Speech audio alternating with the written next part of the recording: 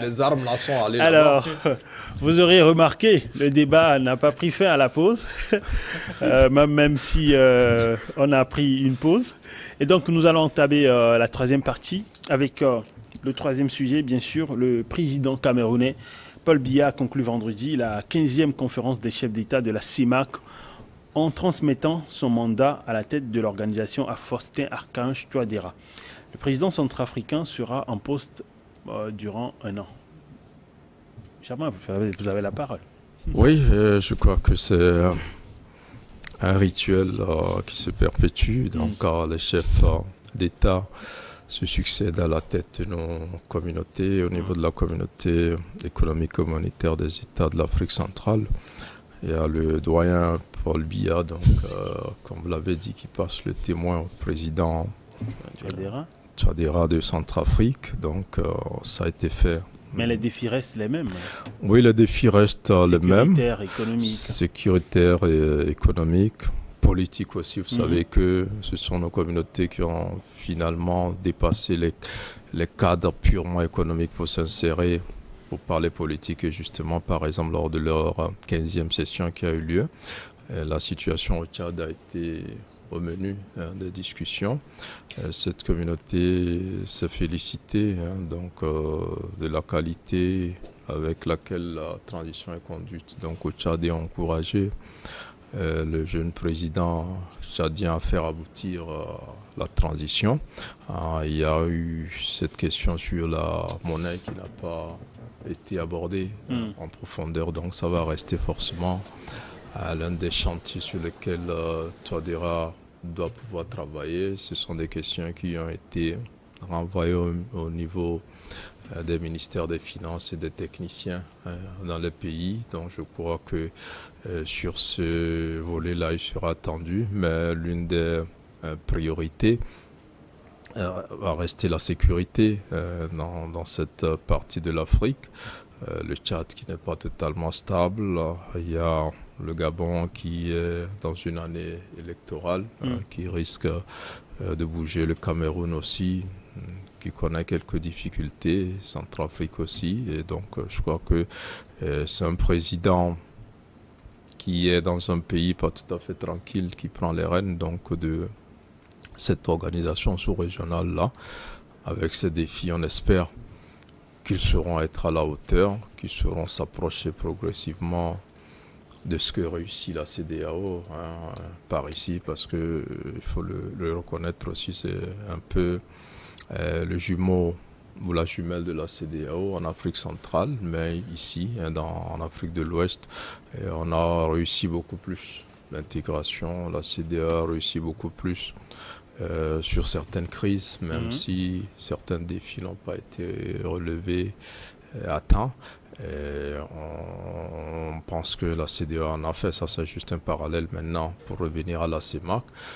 Touadéra a la lourde mission de conduire cette organisation. Son pays va abriter la prochaine session et je pense qu'il gagnerait à ce qu'on dit, ce que c'est sous sa présidence quand même, que de grands succès ont pu être atteints, notamment sur le plan sécuritaire, sur le défi de la transition aussi au Tchad et sur un certain nombre de dossiers. Maintenant, sur le plan CFA, en Afrique centrale, ça reste un point assez complexe parce qu'il ne s'agit pas que des États de l'Afrique centrale, il y a ceux de la CEDEAO aussi, de l'Afrique de l'Ouest, j'allais dire, qui n'ont pas beaucoup évolué sur le CFA, alors qu'une bonne partie de la population exige à ce qu'on passe à une monnaie commune propre aux États africains. Oui, Marc, vous voulez réagir? Oui, l'association de Paul Biya, le président... L'association de Paul Biya. L'association. Je voudrais dire que Paul Biya a cédé sa place, non? Okay. Oui. Au président centrafricain. Oui, mais quand vous dites l'association, moi... Non, je dis la succession. Ok. Moi, je pensais que tu appelais la CEMAC, l'association. Non, je disais l'association. Ça ne m'étonnerait pas que tu le dises, en tout cas. non, je ne veux pas dire ça. Okay, c'est vrai que je riais quand mon aîné disait qu'il appelait Paul Biya le joint. effectivement, c'est le Djoin. Le Djoin, parmi les Djoins. Il a 90 ans. Oui, hein, si on peut l'appeler ainsi. Et vous savez, moi, quand j'ai eu écho de cette nouvelle l'autre fois, ce qui m'a... En fait, ma première réflexion, je me demande si le président centrafricain peut imposer la monnaie virtuelle à l'organisation. Les bitcoins, oui, bien comme sûr. Ils l'ont lancé chez eux. Je me demande s'il peut le faire.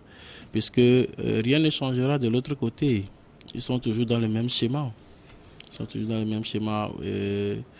Moi, ce que je demande à nos pays, surtout à nos dirigeants, c'est qu'il faut qu'ils soient intègres avec eux-mêmes. Avant de venir à la tête d'un pays, ils ont toujours un agenda, ils ont toujours un programme. Il faut qu'ils arrivent à respecter ce qu'ils disent. Il ne faut pas qu'ils pensent autre chose, disent autre chose et faire autre chose.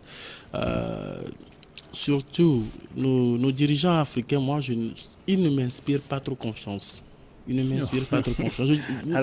Je suis tout dru, c'est vrai. Désolé, mais qui vous inspire confiance maintenant? Non, c'est peut-être Joie? Non, même pas. Au moins, mon cher aîné, j'aimais pour lui m'inspire confiance. Je suis pas dirigeant. Vous êtes un DP, donc vous dirigez un organe. Vous lui envoyez des casquettes. Plus que quelqu'un qui dirige tout le pays. Tout comme lui. Vous savez, c'est que quand nos dirigeants viennent au pouvoir, c'est comme si c'est quelque chose qui rentre dans leur ADN et ils changent complètement. C'est vrai que les réalités du pouvoir, c'est autre chose. Quand je donne un exemple très simple, parfois ceux qui nous écoutent, ceux qui nous voient, ils pensent qu'ils peuvent, s'ils viennent ici, ils peuvent faire mieux. Mais le jour où vous invitez quelqu'un, un novice, c'est ce jour-là, il vous dit, mais le micro pèse. C'est la même chose. Nos dirigeants, quand ils sont en dehors du pouvoir, ils voient grand, ils ambitionnent. Ce sont des ambitieux. Mais quand ils viennent au pouvoir, c'est comme s'il y a quelque chose qui les bloque. En même temps, c'est vrai qu'il y a beaucoup de facteurs qui entrent en jeu et c'est là qu'ils comprennent que tout n'est pas si facile à pouvoir La première des choses, faire. C'est la volonté. C'est la volonté. Je pense que c'est la plus importante. Peu importe les réalités, peu importe les difficultés, quand vous avez la volonté, vous pouvez faire mieux. C'est vrai que vous ne pouvez pas tout changer, mais vous pouvez marquer votre passage. Mais moi, je vous dis que rien ne va changer. C'est un an. Qu'est-ce qu'on peut faire dans un an? Rien. Mais si vous avez la volonté politique, vous pouvez changer quelque chose. Paul Biya, qu'est-ce qu'il a fait? Il n'a rien fait, selon moi. Alors, Joa, vous pensez que Touadéra pourrait apporter un plus à l'économie de la sous-région, surtout en matière de lutte contre le franc CFA? Oui, tout à fait. Entre griffes, moi, je trouve que toutes nos organisations sous-régionales doivent en réalité s'inspirer de ceux qui ont créé les textes de base. J'ai discuté avec un aîné qui fait partie de ceux qui ont élaboré les textes de base de la CEDEAO, qui me disait, il vit aux États-Unis actuellement, et qui me disait qu'il a pitié quand il rentre au pays par voie terrestre et tout, et qui constate comment est-ce qu'on empêche un Togolais de rentrer au Ghana et un Ghanéen de rentrer au Togo à travers donc certaines pièces qu'il doit forcément donner et tout, ça lui fait mal parce que les textes de base rédigés qui sous-tendaient la CEDEAO, c'était pas ça en fait. Aujourd'hui, la libre circulation des biens et des personnes n'est que une chose virtuelle qu'on entend parler. Et donc, c'est la même chose aussi au niveau de la CEMAC. Oui. Et quand vous regardez ces organisations, ils sont devenus, je peux dire, désuets et caduques. Et il n'y a plus vraiment une volonté manifeste de ces personnes qui viennent à la tête de pouvoir organiser. Mais qui t'a dit, ça dit que qu'est-ce qui les empêche vraiment de le faire? Qu'est-ce qui empêche nos chefs d'État de prendre les mesures idoines, les mesures vraiment importantes et intéressantes pour rehausser, sinon mettre en place un système qui permettra donc à ces organisations sous-régionales de pouvoir hausser la tête. On ne sait pas quelle est la puissance qui tire derrière. Et donc, c'est pitoyable qu'on voit encore des successions sur succession, qu'on ne puisse pas vraiment et véritablement constater qu'il y a quand même des changements. Je déplore franchement cela. Il faudrait des gens qui soient à même de faire la tête et de risquer leur vie pour pouvoir tordre le cou de cette bureaucratie ou bien de cette routine qui essaie donc d'embêter nos pays, qui essaie d'engouffrer nos pays. On dit le franc CFA, on veut toujours sortir, mais on est toujours dedans. Pourquoi? Qu'est-ce qui empêche? Pourquoi on n'arrive pas à prendre des décisions? Nous qui sommes là, on regarde, mais tous les économies sont pour. Ils disent non, écoutez, est-ce que ce n'est pas lié à la diversité des économies de chaque pays, de la région? Je pense que tous les économistes vous le diront que sortir et avoir sa propre monnaie, c'est mieux. Mais ils vous diront aussi que ceux qui ont leur propre monnaie ne sont pas mieux que nous. Mais c'est mieux de pouvoir dire voici la monnaie. Il y a par exemple ce paramètre, ce facteur, autant pour moi, qui est toujours cité par les économistes, c'est-à-dire pour pouvoir avoir sa propre monnaie, il faut produire plus, il faut beaucoup produire. Comme ça, quand vous allez vendre vos productions, vous allez les vendre vous allez exiger qu'on vienne payer vos produits dans votre monnaie et ça va augmenter la valeur de votre devise. C'est une simple condition. Non, c'est l'une des conditions. Est-ce que moi je voudrais poser la question, est-ce que vous pensez que les pays africains supposons que c'est la seule condition pour que nous puissions créer nos monnaies. L'Afrique n'est pas encore prête. Est-ce que réellement aujourd'hui, si toutes les décisions, tous les chefs d'État se réunissent, est-ce qu'ils ne peuvent pas mettre à disposition des tracteurs? Ils ne peuvent pas mécaniser l'agriculture. Ils ne peuvent pas permettre à ce que nous puissions en réalité produire plus et vendre suffisamment et exporter suffisamment. Qu'est-ce que le Japon fait et ils nous exportent du riz? C'est parce qu'ils ont mécanisé. Et ils font des Alors mécaniser, je ne pense pas. Je pense plutôt qu'ils ont... mécaniser aujourd'hui, c'est encore moins. Je pense industrialiser. Je pense que le terme... À condition qu'on n'arrive pas à industrialiser, il faut aussi mécaniser l'agriculture. Oui, il faut le faire au moins. Produire plus, n'est-ce pas? Et ceci permettra à nos pays de sortir donc de cette ornière qui nous embête tout le temps et tous les jours. Oui, j'aime plus, vous avez envie de réagir. Non, moi je pense que déjà on donne trop de pouvoir à la production. Au président de ces organisations-là, qui n'en ont pas réellement. En fait, tous les pays sont indépendants, souverains. Ils se réunissent juste pour une communauté, pour certains intérêts. Donc un président en exercice de la CEMAC ou de la CEDEAO n'est pas forcément plus puissant que les autres présidents. Donc, on attend parfois trop d'eux quand vous êtes assez, j'allais dire, assez, quand on dit sévère. Vous dites que Biya n'a rien fait, Touadéra ne fera rien. Bon, ils ne feront rien d'extraordinaire. Mais on pourra quand même se dire, sous leur présidence, on a eu la paix ici, on a eu ceci là-bas, on a eu une transition ils ont accompagné la transition au Tchad d'un certain nombre de choses. Vous voyez ici, notre président n'a pas eu besoin d'être à la CEDEAO pour obtenir la levée des sanctions au Mali.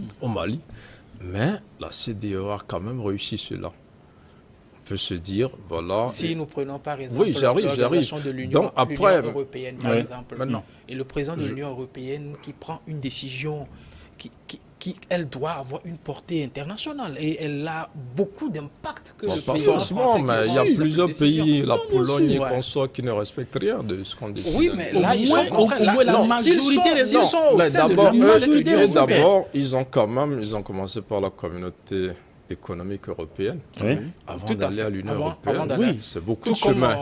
Nous, on n'en est pas encore là. On n'a même pas l'euro en commun. On n'a même pas une monnaie commune. Nous avons les Africains. Voilà. Donc cette question de monnaie, on l'accroche aussi trop à la France. Et tous ces pays qui avaient leur monnaie qui était puissant, le Nigeria, le Ghana, les économies s'effondrent aujourd'hui. Donc ça n'a rien à voir avec la monnaie. Pas au point d'être au niveau d'un pays comme le Bénin ou le Togo. Voilà, donc, mais si, au Ghana, on est mieux. Aujourd'hui, la vie chère au Ghana. Le Ghana était un pays vraiment qui a pris une lancée, chose, mais dans la sous-région, c'est là où la vie chère frappe plus actuellement. Mais on croyait que tout est lié à la monnaie. Non, ce n'est pas forcément lié à la monnaie. En plus, cette monnaie, quand les économistes en parlent, Africains surtout, je ne sais pas s'ils savent réellement comment créer la monnaie.